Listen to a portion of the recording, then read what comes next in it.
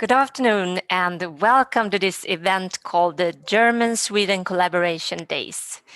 This is an event that is initiated by the cities of Linköping and Norrköping together with the two science parks in the region and co-hosted with Ignite Sweden. My name is Lena Miranda. I'm the CEO of Linköping Science Park, and I'm very happy to be here today as co-host of this event and also as moderator of this event. And I had the pleasure to be part of the program when Angela Merkel were visiting Sweden in early 2017, signing the Innovation Partner Agreement with Stefan Löwgren. At that time, we had the pleasure of presenting the Swedish innovation ecosystem and also Linköping Science Park as one example. And today we are here to follow up what happened last year when we visited the Hannover Messe, where Sweden was the partner country for that event. And we also visited that mess with 15 Swedish companies from our region.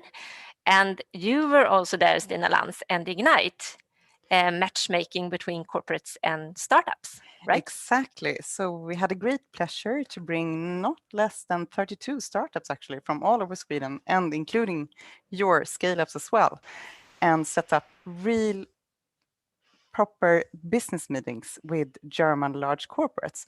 And I'm super happy because this is kind of tying everything together, because a lot of those corporates coming to the Hannover Messe, meeting the Swedish startups then, is actually a part of this matchmaking event now. Yes, and of course, Germany is a very important business and trade partner of Sweden. So therefore, we are happy today to be able to matchmake the German corporates with the Swedish startups, some of them from this region, but some of them from all parts of Sweden. And altogether, we have 8 corporates. 8 corporates with us today, among them, for example, Volkswagen. Super happy for that. And I think they will actually meet 28 startups from north of Sweden to south of Sweden, but of course, many of them from the region as well. Wow, that's amazing. That will be intense. Yes. Yes. So we will not have a longer presentation than that. And as the first speaker of the day, we are very happy to present the German ambassador to Sweden, Mrs. Anna Prinz, who visited with our region in this spring and will be back actually next week. But today we are happy to welcome you over the air. So the floor is yours. Welcome. Thank you very much for hosting this very important event in a 2-day conference where really we will see some results of what you have been doing already for the last years since the innovation agreement was signed, Hanover Fair, the Tech Forum of the Chamber of Commerce, who will present also later here today. And I'm really glad that you also cooperate so well between Jönköping, Löwgren, and the science parks, because this will give it some scale and be so attractive for German companies to come. I would have loved to be there personally, but you're right. We're coming next week. It's a result of our meeting earlier this year with EU ambassadors, and almost all of them are coming, EU Commission too, because during the presidency, we have to try to give it scale. Whatever is invented to bring Europe forward has to be shared to give it scale, and this will be more efficient. We will probably have lots of investment in green recovery projects, which are so important for Europe now, because we all know that Asia is leaping forward fast, and we really have to join hands to be catching up and then maybe overtaking or keeping the lead in some areas which we still have with our high tech, but also the startup scene which you are supporting.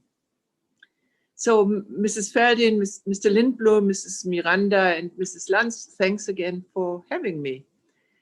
We have had yesterday, in the framework of the EU presidency, also the spokesperson for the German government on hydrogen, because we've just passed a hydrogen strategy. And it's amazing to see in Sweden companies like Hybrid in the north, which we visited last week, and to see how much is done already. If you look at storage of data, windmills, if you look at what Northvolt is doing, what you look at everything in your area is done, which we will have a look next week. And we will have to give this some more visibility.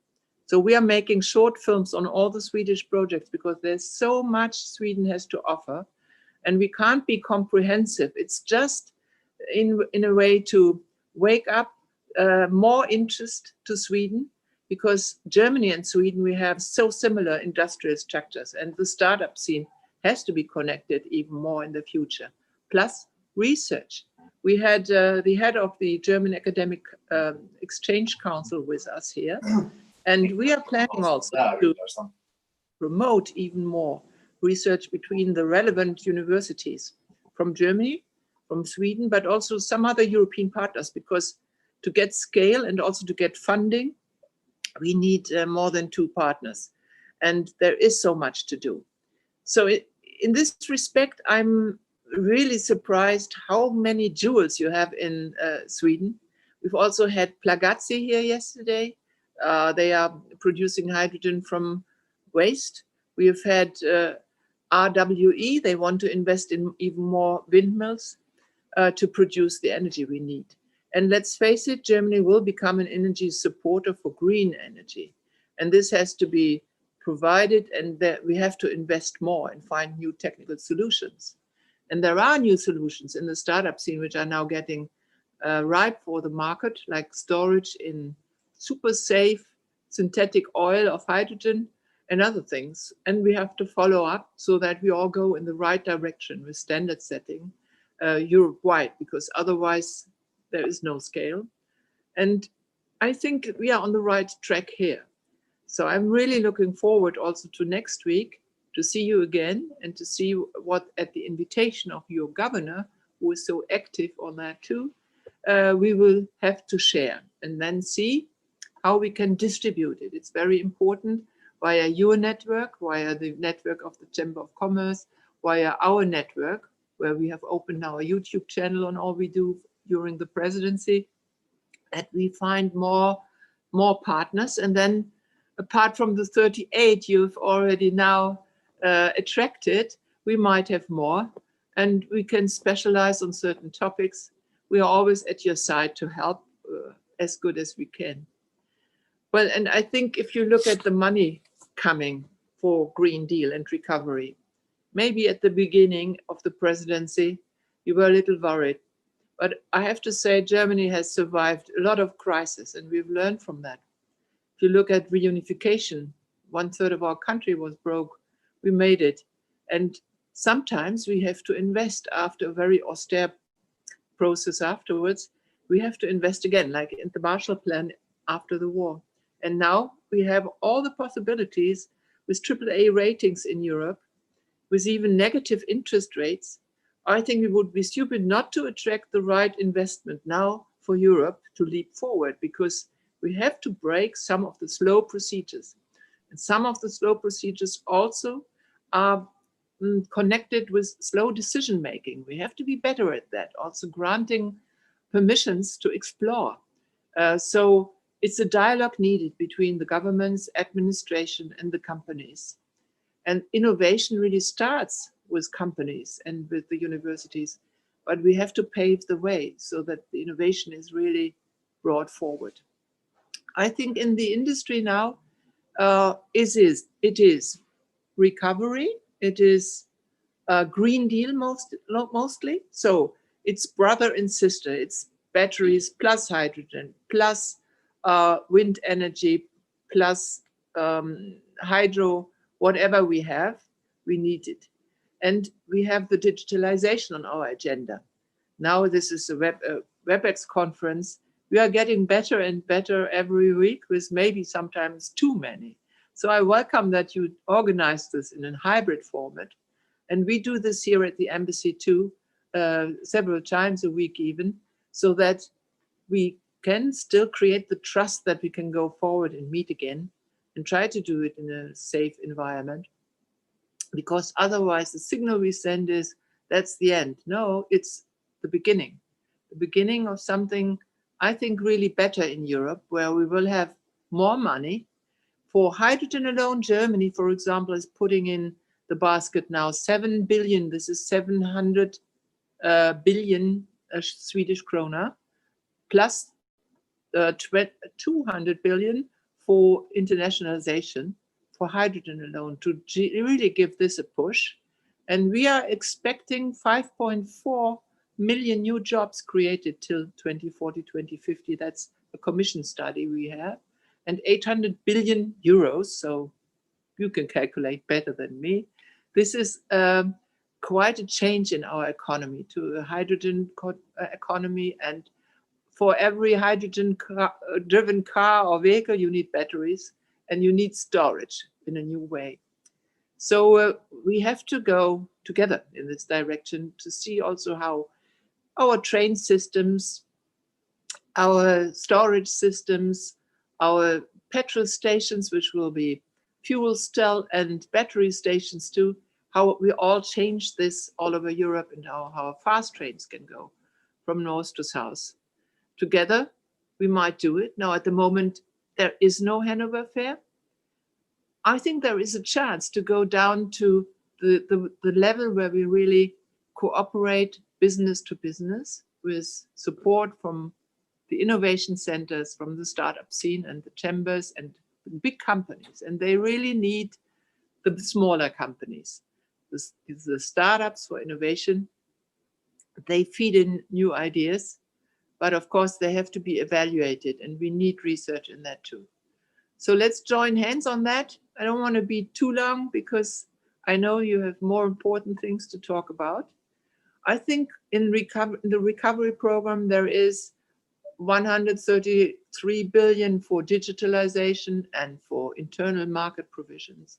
So there is a lot to be organized to spend this wisely and spend it fast, because in this program, we have to spend it in the next 2 years. With our lengthy procedures in bureaucracy, we won't make it. We have to speed up. And digitalization, of course, Ericsson is great. They have just won new contracts in Germany. They have bought Katrain. They have won a lot of contracts in Europe. But we have to tell actively the story, how good they are, how many patents they still have. And we have to also build up safe nets. So there's lots of have to. I hope we will make it. I'm sure that in the end, we will come out stronger. That's what we want to achieve in the European presidency. And with Brexit coming up, there are some challenges. We are calculating on a no-deal Brexit right now, and we might even face security problems with Northern Ireland. So it's still tense, and this will be our focus for October.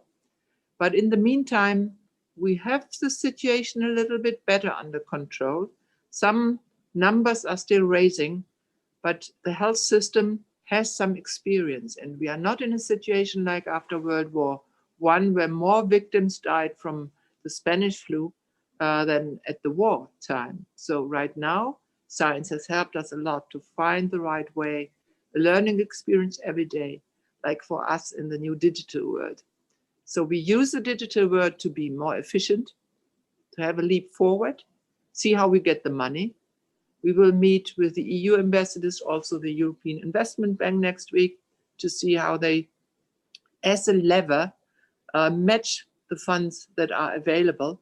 And I think there's still a lot which we can borrow if we have the good ideas. So I wish you in the next 2 days to have the best ideas, to spread the word, put it online so that we find new partners to give it scale in Europe. And a strong Europe is a good asset for the whole world. I think we need to be a partner for the other countries that is strong and innovative. Congratulations, therefore, for all your efforts. I know it's been a lot of work, and I hope that the fruits will be ripe. It's almost fall, so I hope in October they fall into your lap, and that we can all again meet as we do next week. And then maybe with more people to come from other countries who are joining us for the president's trip next week. That's our contribution and appreciation of what you do. So we see us next week, and congratulations again. Bye-bye. Have a good conference. Thank you, Mrs. Ambassador. And welcome to the East Sweden region next week when you will visit the Handelskammaren Eco Park in Norrköping and Vreta Cluster in Linköping. So we are, as you know, in Östergötland, the East Sweden region in Sweden, and with us on a link we have the two business directors from Linköping and Norrköping, Louise Felldin from Linköping municipality and Pontus Lindblom from Norrköping municipality, to give us a short presentation about what this region has to offer. Welcome.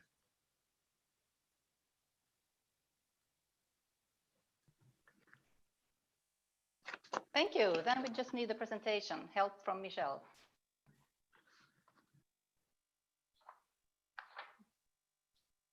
There it is. Thank you so much. Well, from groundbreaking innovations to real quality of life, all in a perfect location.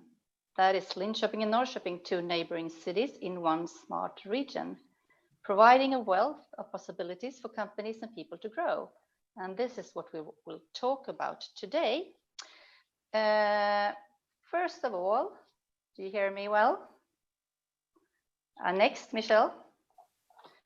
First of all, we want to start, of course, by saying welcome. Especially welcome to you, Her Excellency Ambassador Dr. Anna Prinz. Welcome to all the companies, Swedish and German. And thank you, Linköping Science Park and Ignite, for arranging these collaboration days. We want to welcome you to one of the most promising growth regions in Nordic, because in this region, Linköping and Norrköping are the two largest cities, and as you will see, they are strongly connected in many ways. So next, please. So from Norrköping as well, thank you very much for having this conference, and very welcome to our region and our cities. Two stories, one future. But before we move on, I thought it'd be interesting to have a closer look at our history, just to give you a sense of our two cities and where we are coming from. Norrköping, much thanks to its harbor, has its heritage and traditional industries.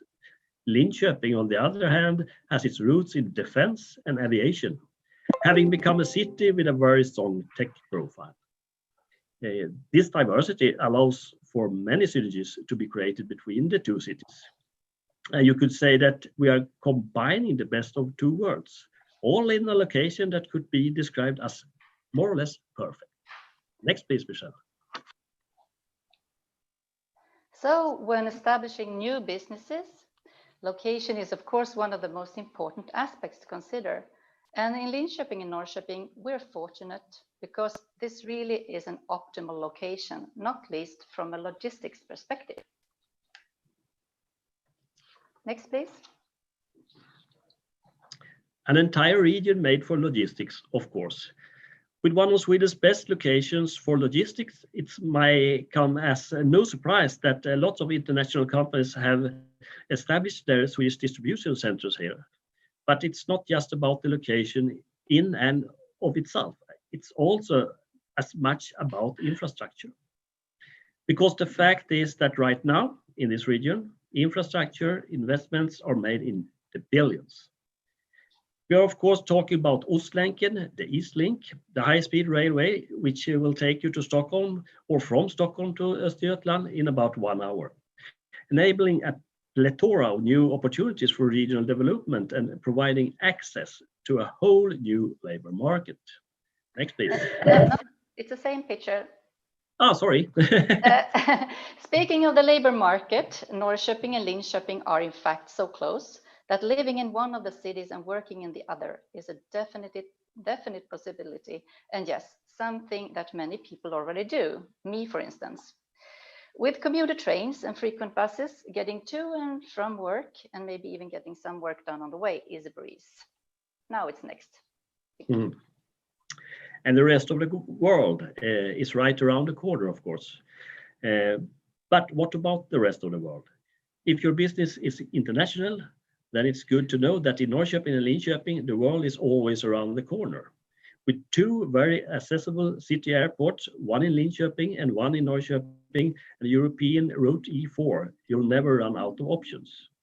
For instance, Linköping City Airport with 2 daily departures to Amsterdam let you easily do a meeting abroad and be home the same day. In fact, it's just 1 hour, 40 minutes flight. And from Amsterdam, well, the whole world is open with the connecting flights to more than 300 destinations. Think about that. Next, please. We are also working actively to provide the perfect mix of modern, sustainable mobility solutions to promote easier transport within the cities. This is both for business and personal needs, I might add.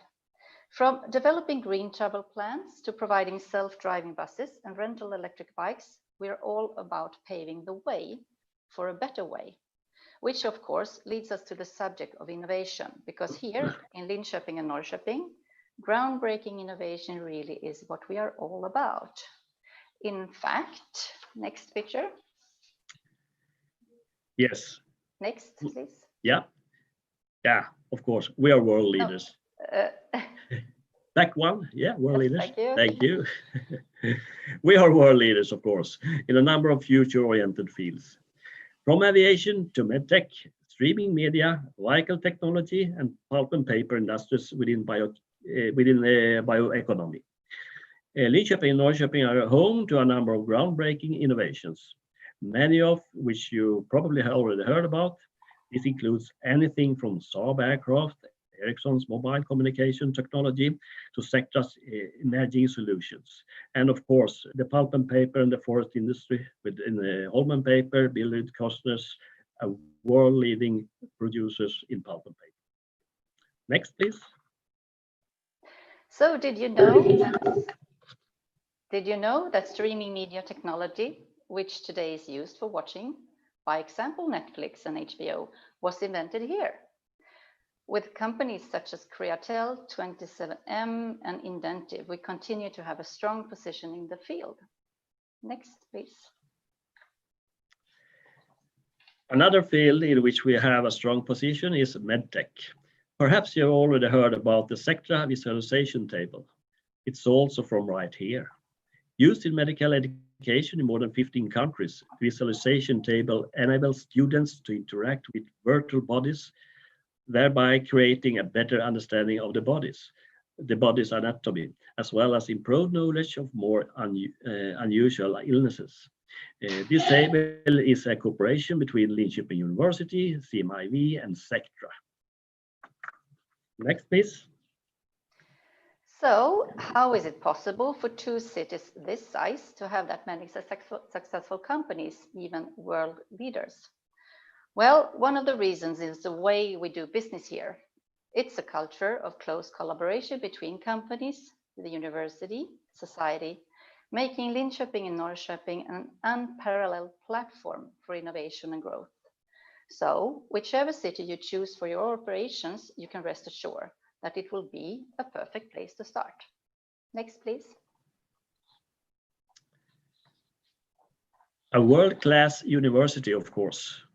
But what about education then? Well, with 32,000 students in Norrköping and Linköping and a staff faculty of 4,000, Linköping University ranks among the finest universities in the world.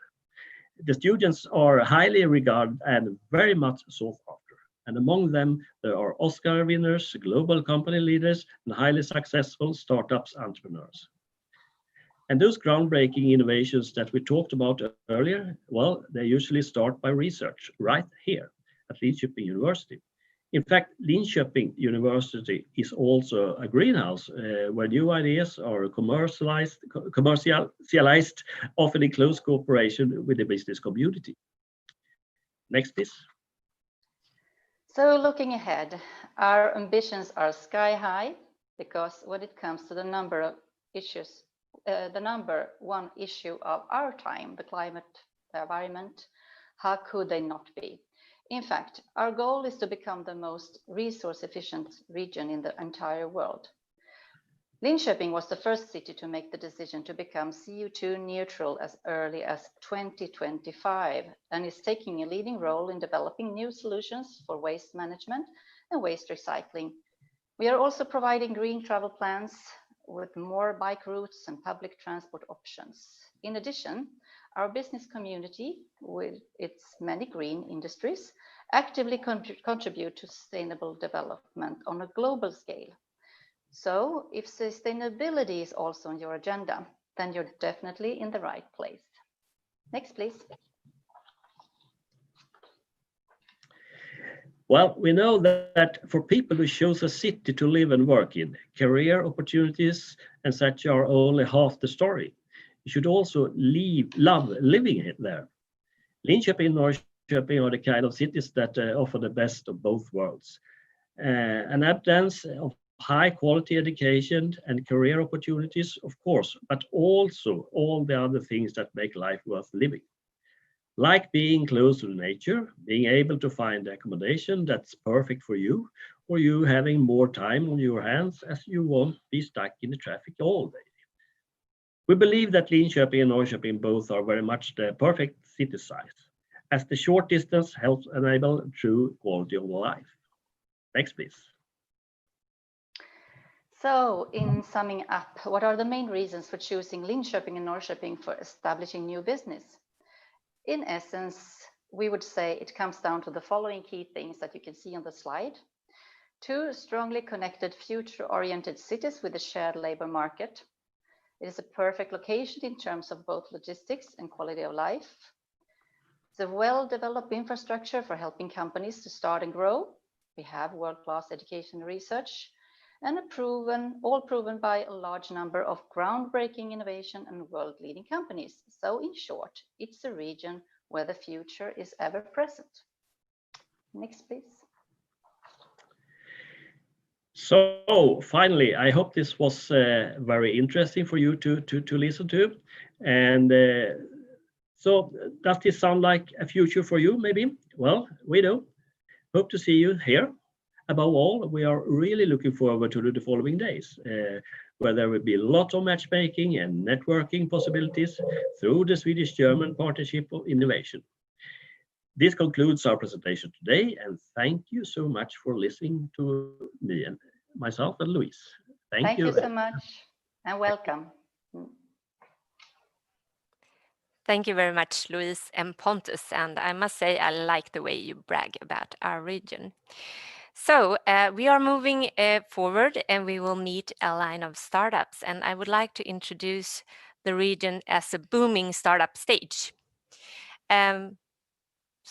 Before we move on, we of course want to include the Sweden-Germany Chamber of Commerce in the program. I'm sorry, I was a bit fast there. And they are a great partner, not only to Ignite Sweden, but to the whole innovation ecosystem of Sweden and to our companies that would like to do export business with Germany. They were also present at the Hannover Messe in Germany last year and made an excellent job in scouting corporates from Germany to matchmake with the Swedish startups.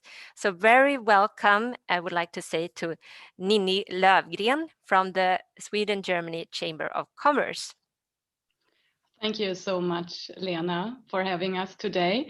And I would also like to thank Mrs. Ambassador and Anna for the introduction to the overall German-Swedish picture, and a fantastic presentation, inspiring presentation, I have to say, Louise and Pontus from your dynamic region. It's really nice. And it's, of course, for us as a German-Swedish chamber, it's an honor to get those regions presented to the German companies joining today. So thank you for that.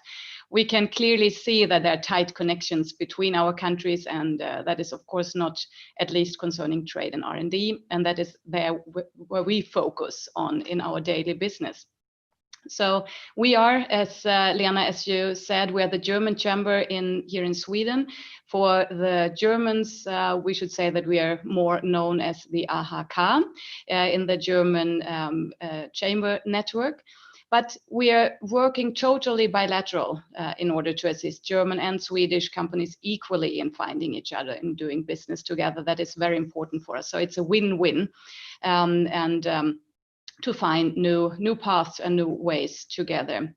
We're almost 70 hybrids, German Swedes here at the Chamber, and we work on a daily basis in promoting cooperation and match business ideas between our countries. And we do so, as we already heard, in very close cooperation with our dear partners as the Embassy or Ignite, and also the Linköping Science Park, of course, Lena, and all other different regions in Sweden, because as we heard from you, Louise and Pontus, it's all about the region and finding the way as the last and most important step. We also heard the collaboration with the Hannover Messe last year, which was a really thrilling event, I think. So as we heard in the introduction by the ambassador, we have a clear focus on similar industrial structure in both Germany and Sweden. And not at least does this mean the dynamic region of Linköping and Norrköping.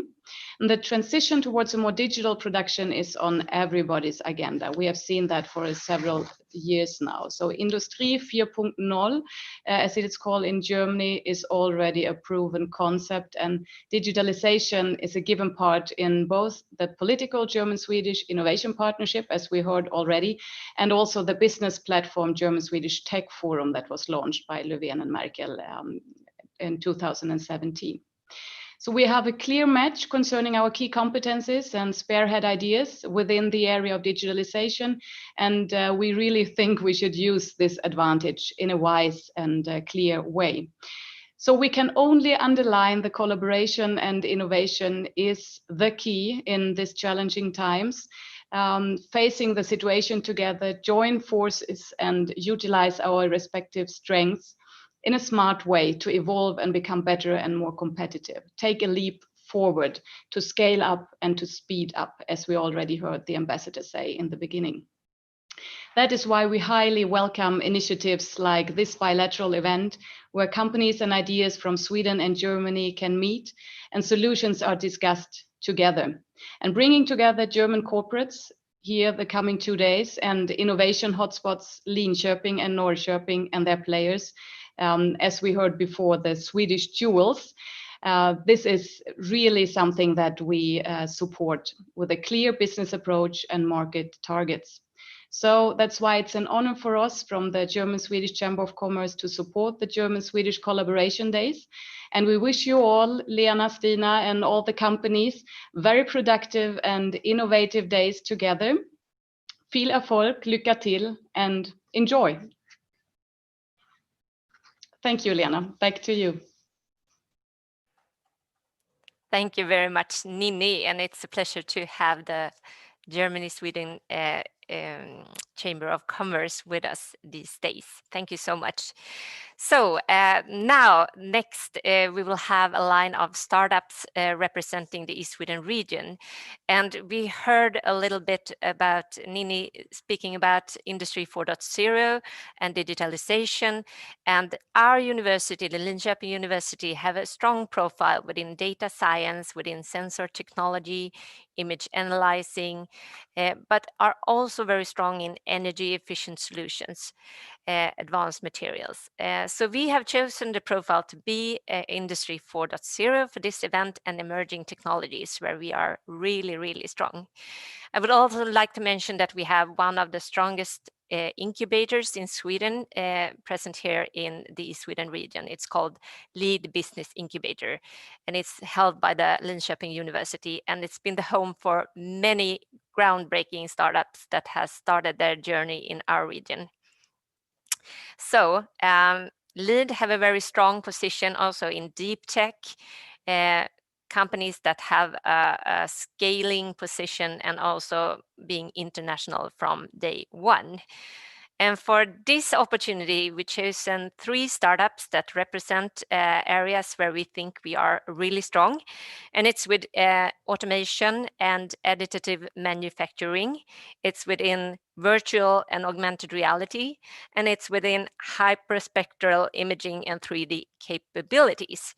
So I would like to welcome SkyMaker, XM Reality, and Glana Sensors. And we will start with SkyMaker and Christopher Schüttner, who will join us on link. Hello, hello. Hear me, maybe? Perfect.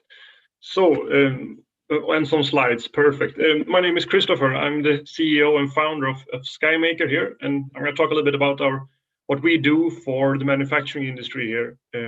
Because we have developed a cloud service called the DynaMaker, who we do product customization in the cloud. We do this in a bit special way.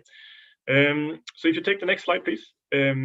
What we do with the DynaMaker that we have developed here in Linköping is that we help manufacturing companies transition from fixed-sized manufacturing to customized on-demand manufacturing, which can be done on demand and not in stock.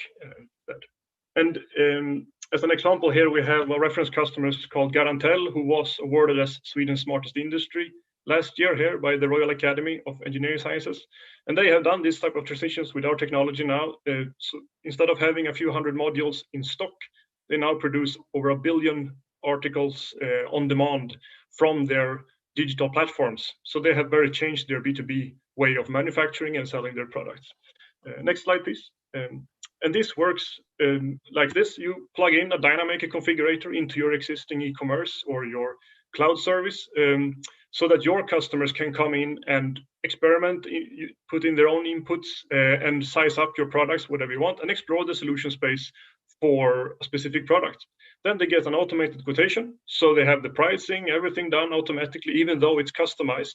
And when the customer wants to order, every file is auto-generated for manufacturing behind the scenes by the DynaMaker, so that it can be distributed out to the suitable manufacturing facility spread out through the world, and preferably the one closest to the end customer. In this way, we fully automate the process from end customers' desires to manufacturing throughout the world. Next slide, please. And this can apply to a very wide range of products, of course, and most manufacturing methods, not just additive manufacturing, it's every flexible manufacturing method we work with today.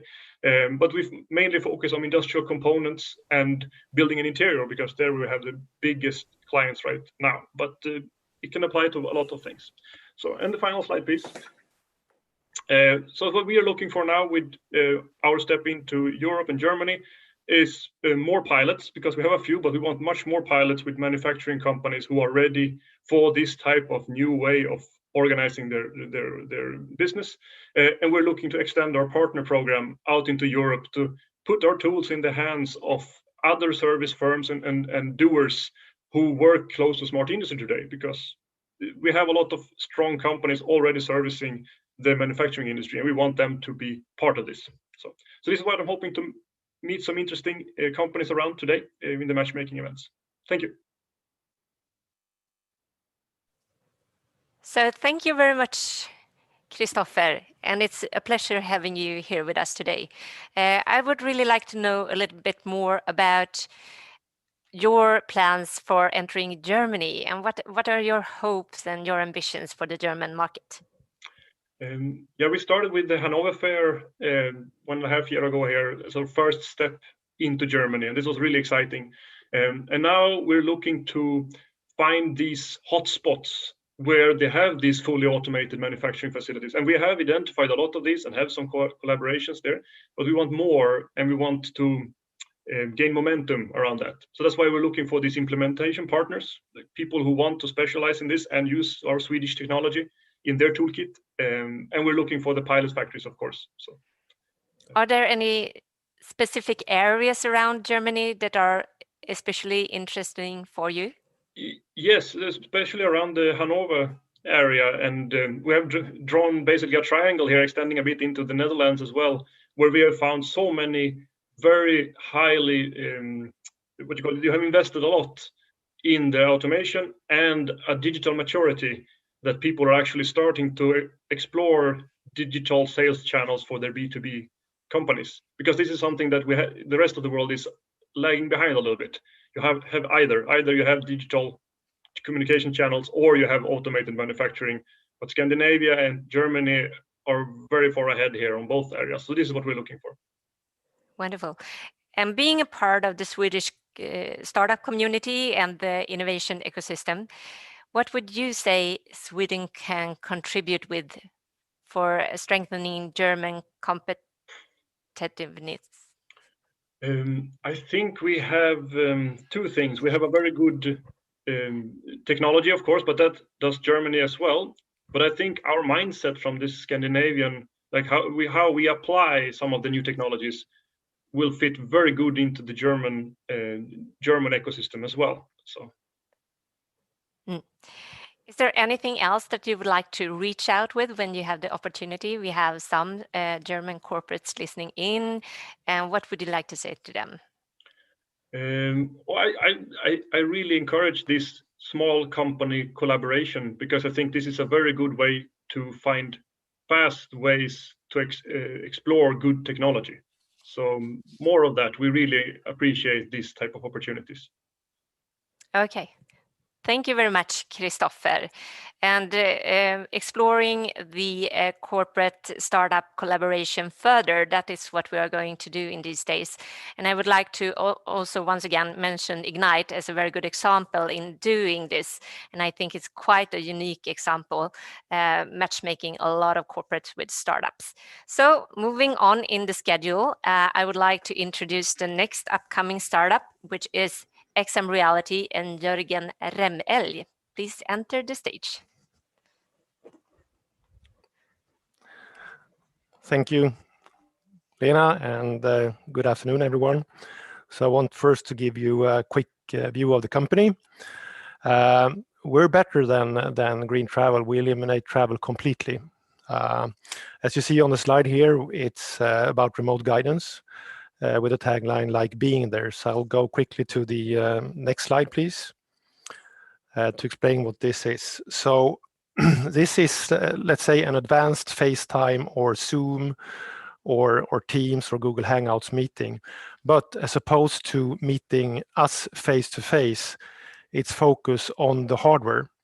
And I, through augmented reality, overlay digital information from another position to the person that we guide having a hardware problem. So it could be a machine, it could be a person that you would like to train, it could be an intermittent hardware problem that many cases occur.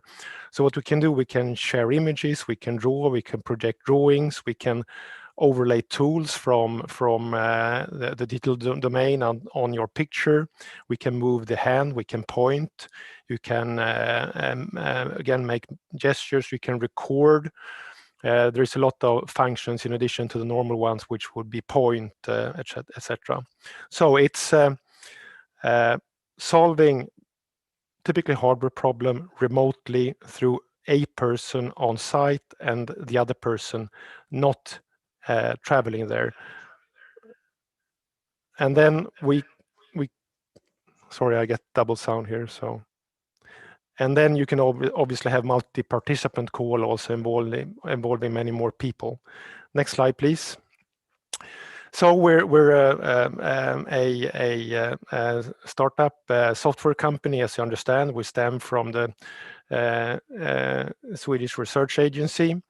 We're having 82 or so enterprise customers today. We're present in 57 countries. We're, of course, strong in Europe and especially strong in Germany, but also the US and South America, also Canada. Today, we have the main office here in Linköping, and we also have a branch office in Boston, a sales office. And you see the typical customers. The typical customers are big industrial companies like Nestlé, ABB, General Electric, Bombardier, Siemens, Electrolux. And this is just a few of the more than 80 customers we have worldwide. Okay, why would someone use our application, software application, which obviously would have to create some additional customer value? Well, I won't go through all the green points on the next slide, please. So I won't go through all the green boxes here, which shows you the upside of the product, but more the metrics. So we solve problems faster, 30% resolution than a standard video call. You create 50% less errors, and you increase your first time to fix ratio by 21%. 70% reduced time for your repairs.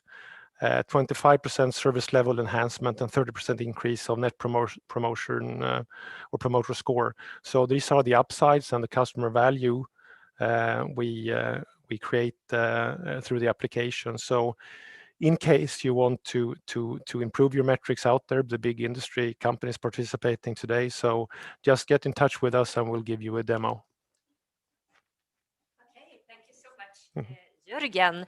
And you are actually a spin-out from the defense industry here in the region, right? Correct. Yes, and you've been operating since 2007. So the first application was disarming mines. Yeah. So you want to send one person to the mine and the rest would like to be far away in some safe vehicle. So that is the original application here. Wonderful.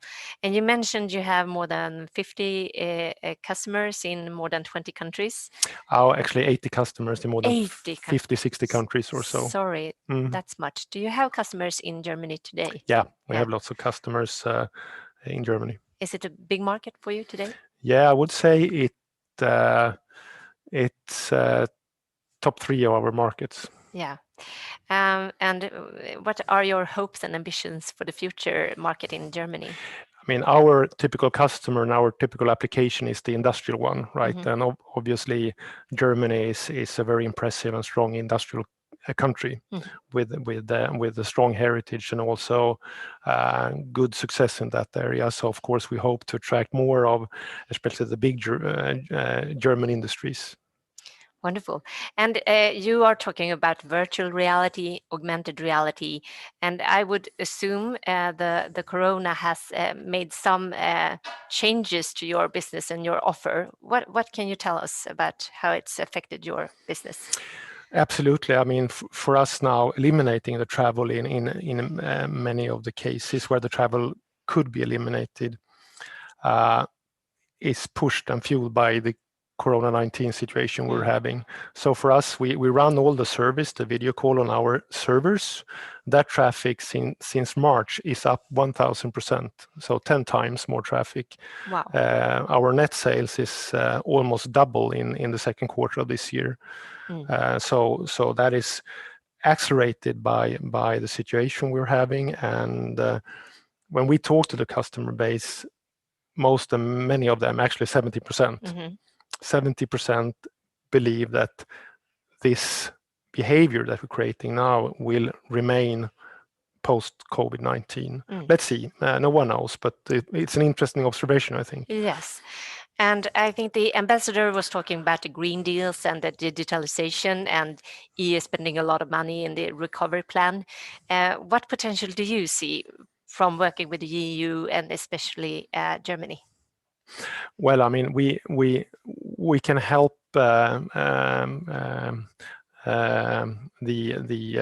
sustainability cause, of course. I think we can reduce travel significantly jointly.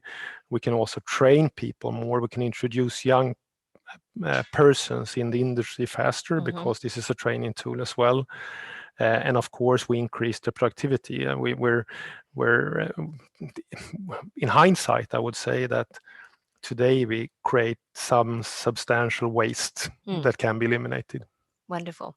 Is there anything else you would like to address the audience with when you have the airtime? Yeah, I would say I'm surprised to see the big upswing we have, and it just shows if you are forced to how you can change your behavior and do things much more efficient and faster.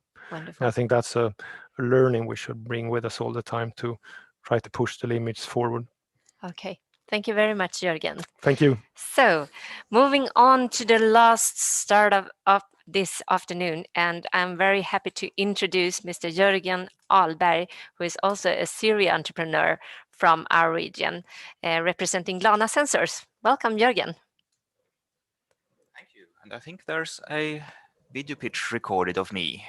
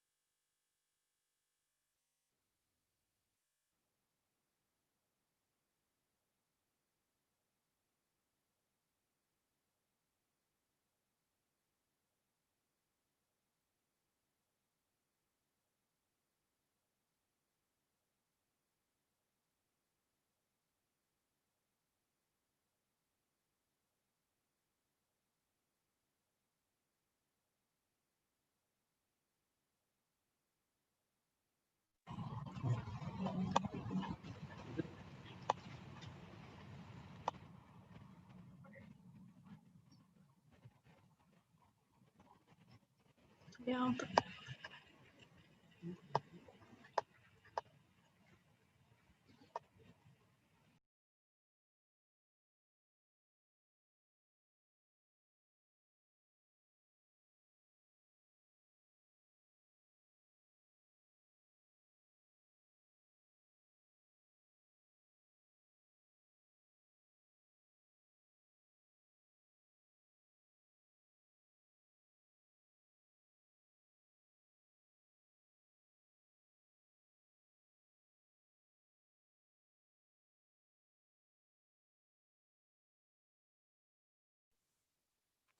Okay, so let's go for live instead. My name is Jörgen Ahlberg from Glana Sensors, and we are making something called a hyperspectral camera. And now,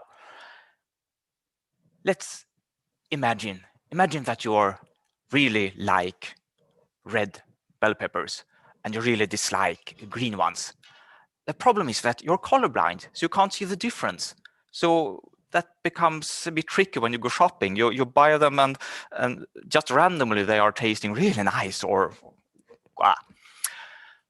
and then imagine the joy when you one day actually achieve full color vision.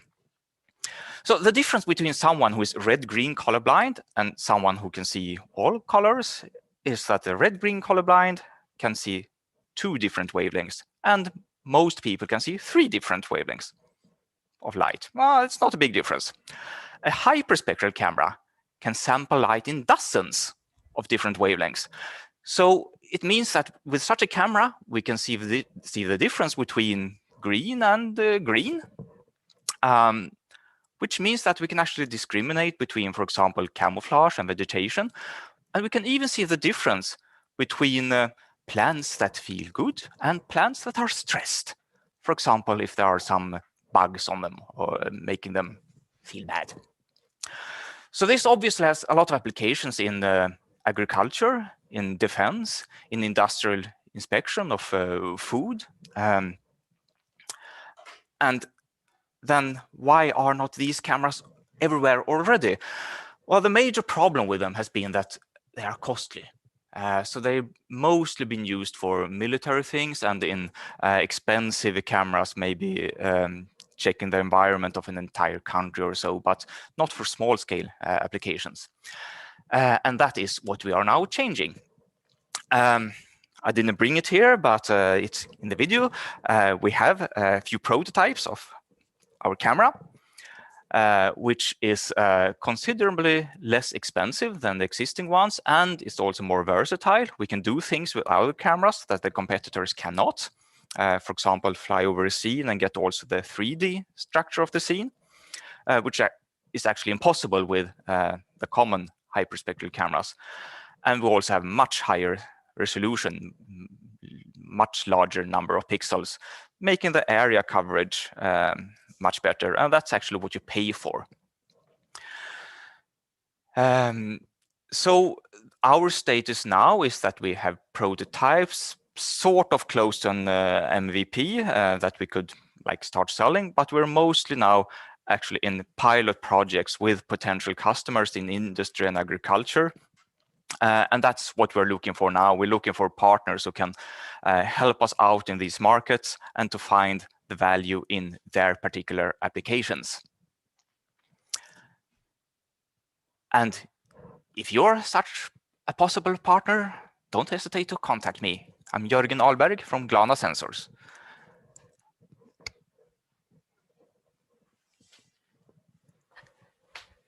Thank you so much, Jörgen. This sounds really amazing and quite difficult. What are the usual customers for your application, would you say?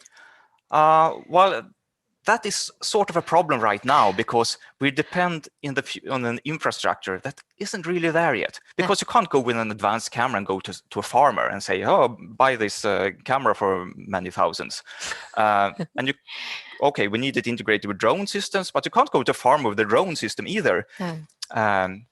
You need an infrastructure with services. And everyone in the business knows that these services will be there. There are companies here in this town, for example, AgriOpt, who are building these future services for precision farming.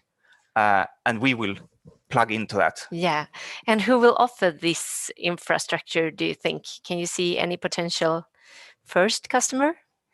The first customers will be the early adopters who will try out, as always, research institutes, for example. Yeah. But then we go for companies that already offer drone services and surveillance services to farmers, to forest keepers, to well, everyone who wants to monitor a piece of environment.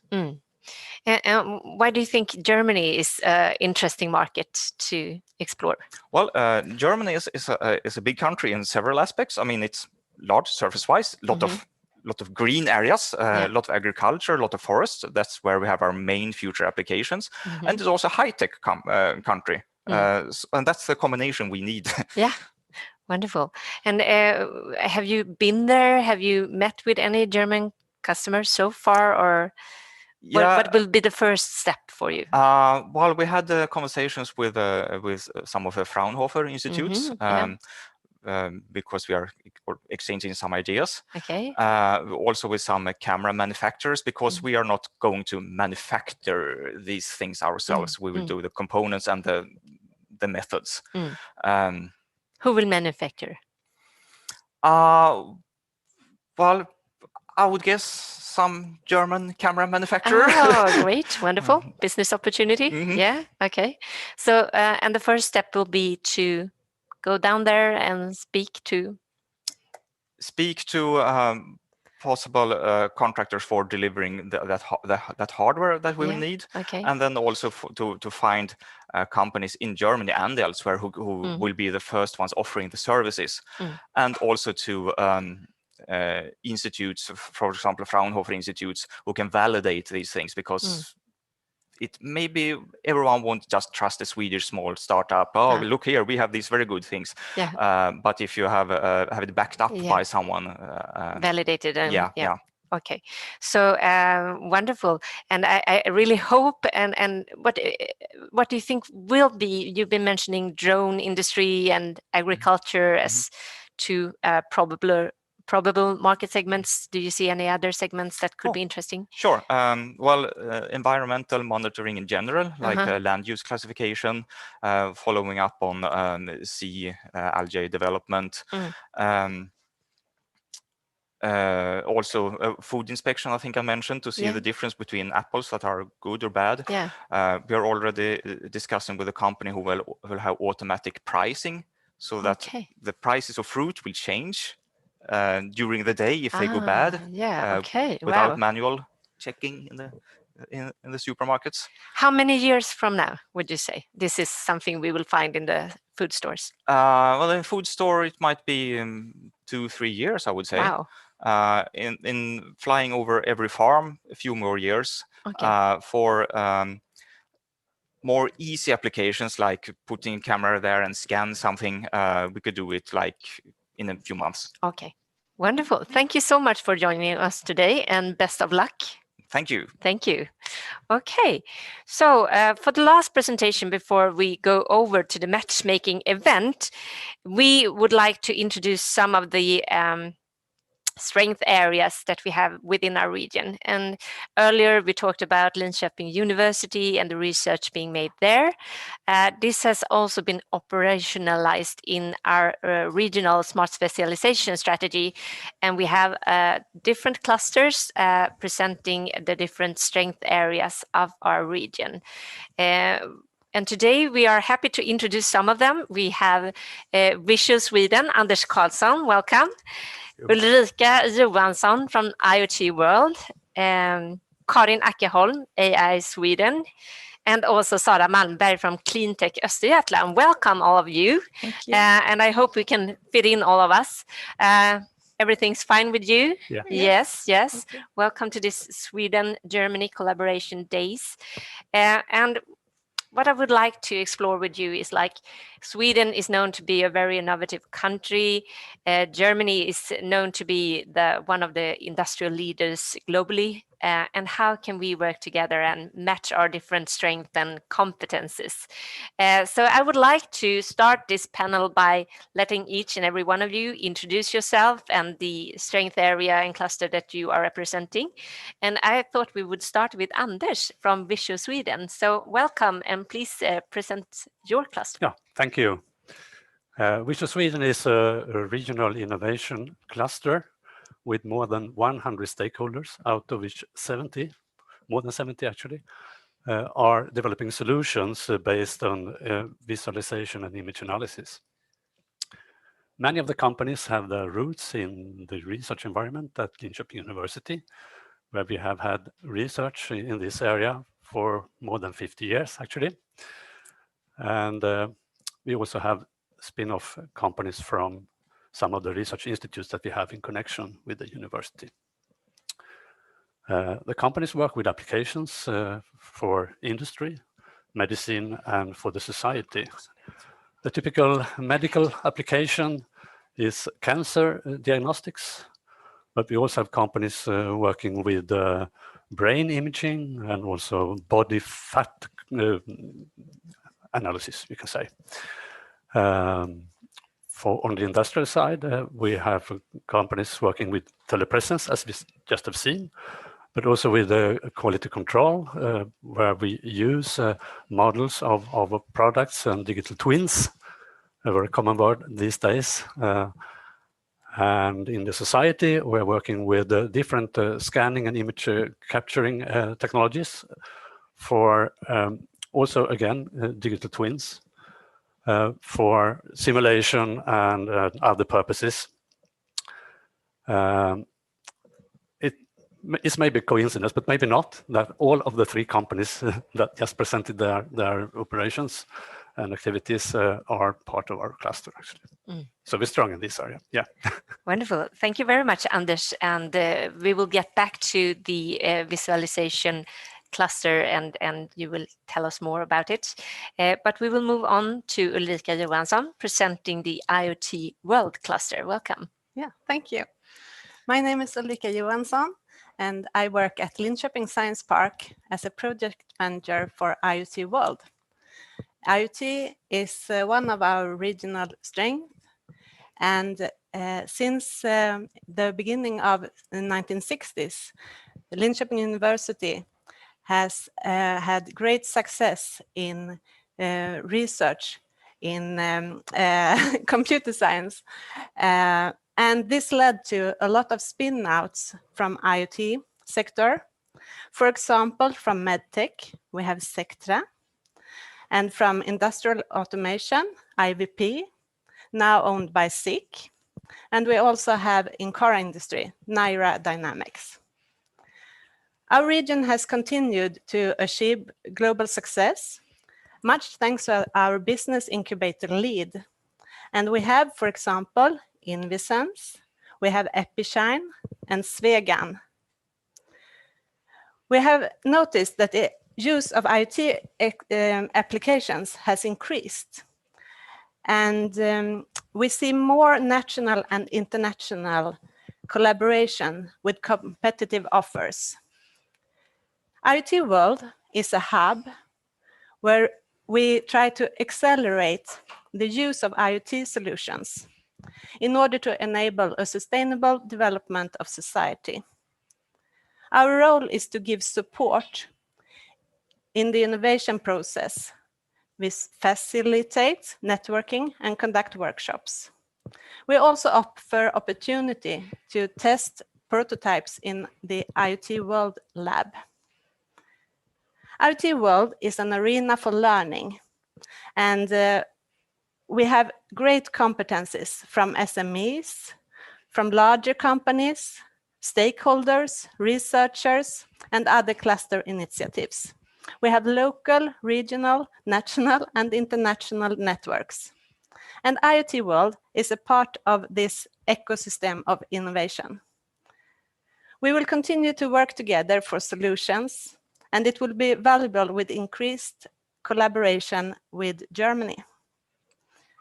With the help of IoT and sensors, data is collected and can be for the benefit of AI, visualization, material environment, and also for smart cities.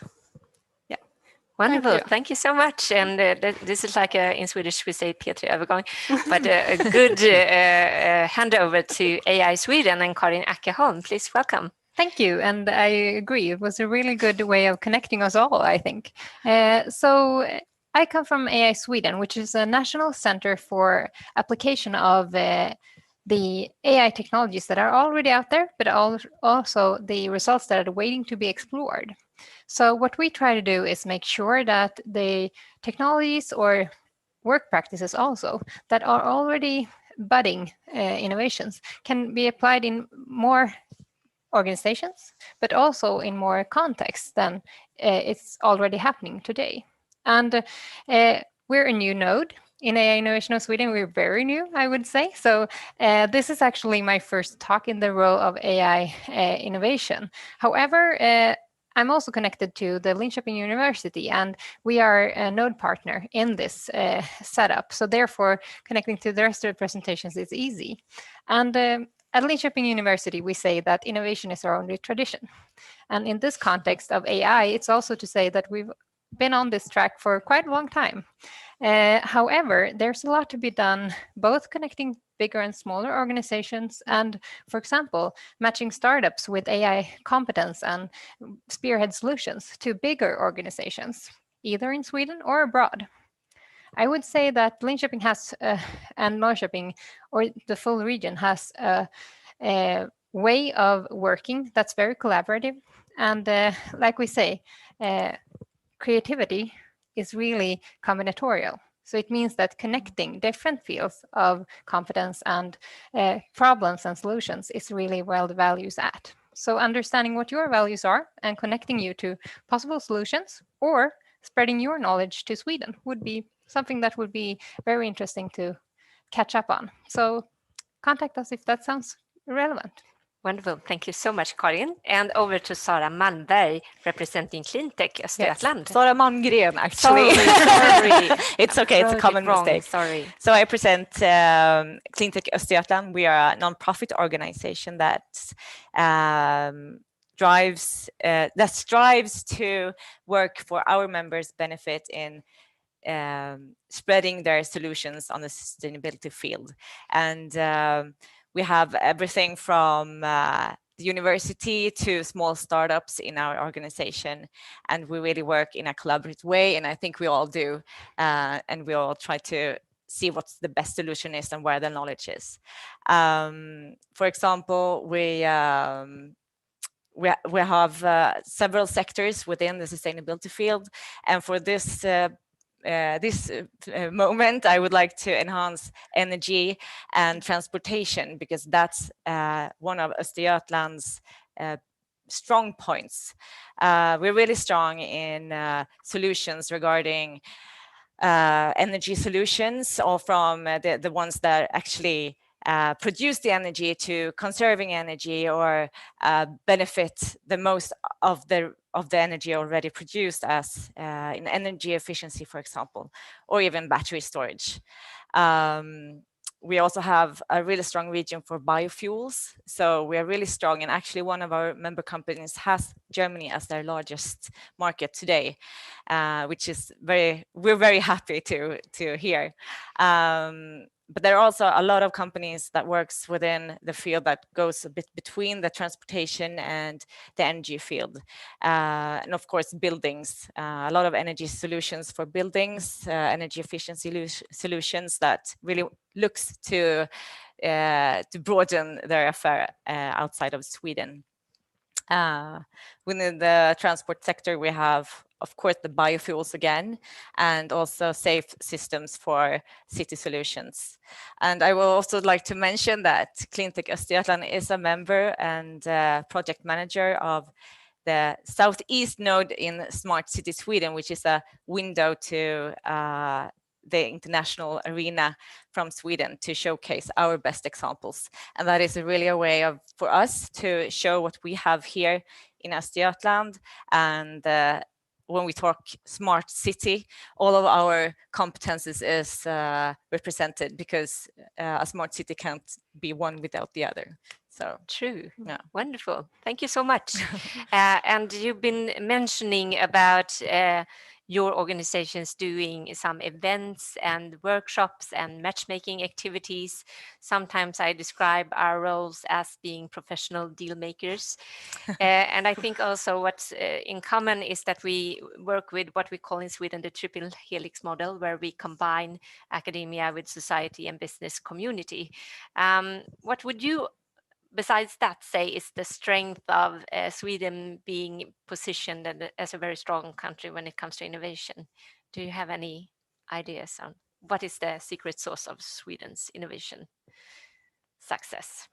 I would say open-mindedness, that we're open to new ideas and see, can we do something about that? And I think it's also regarding openness between companies, or actually listening to someone else and see, can I incorporate this in my daily work? Yeah, I think that's a really strong feature. Yeah. I sometimes think also about trusting one another, trusting companies and our politicians, not the least.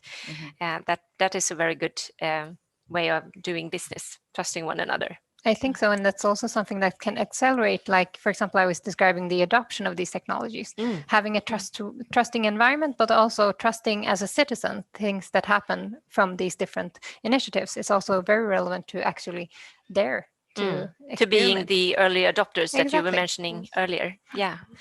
Any other ideas to our success? I think we're quite informal in our attitude to new things and other people and other countries as well. Yeah.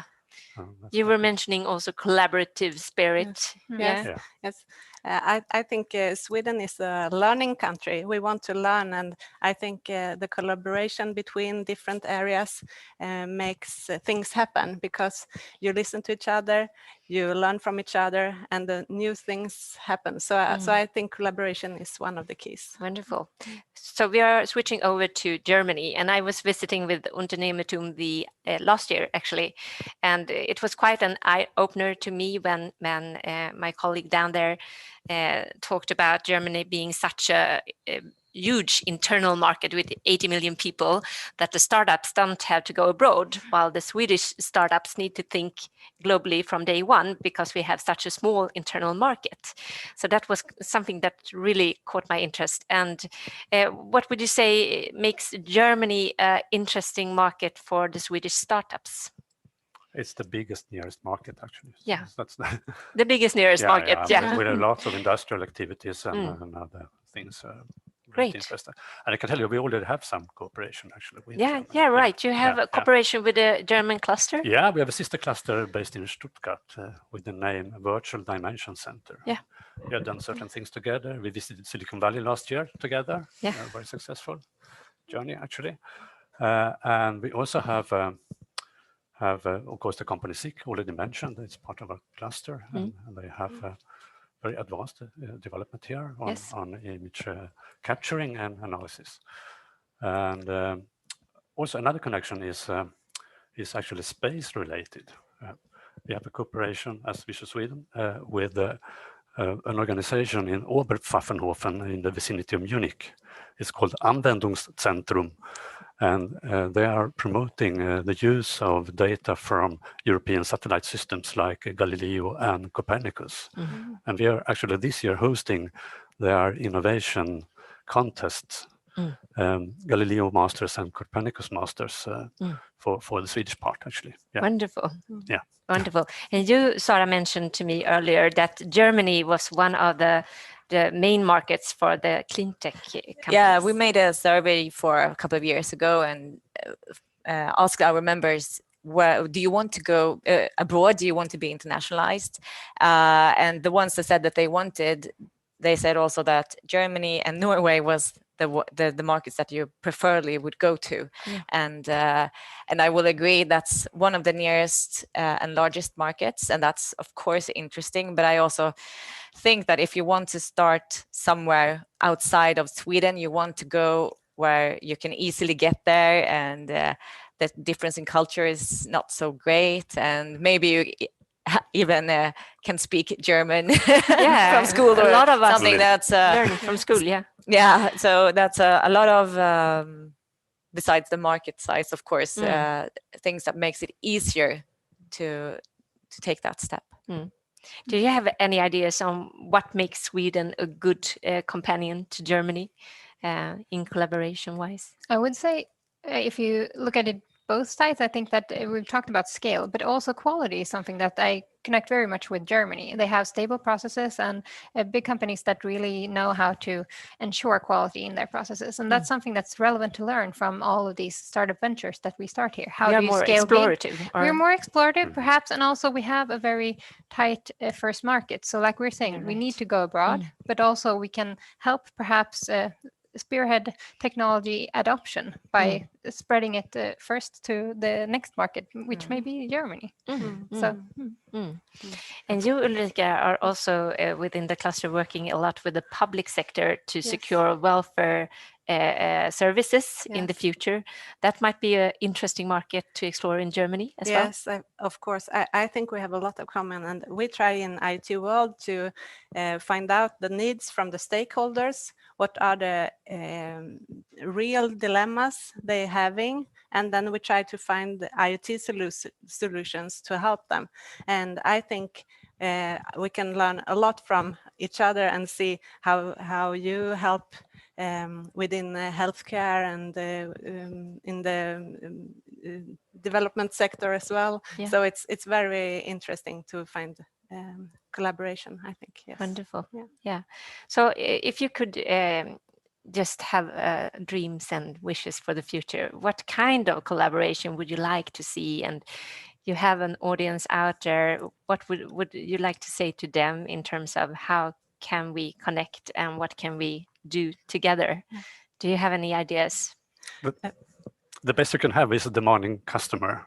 And I'm quite sure that we have in Germany many big companies with a lot of needs and demands and requirements, and we will be happy to try to meet them. And I can give examples, but Wonderful. We can wait.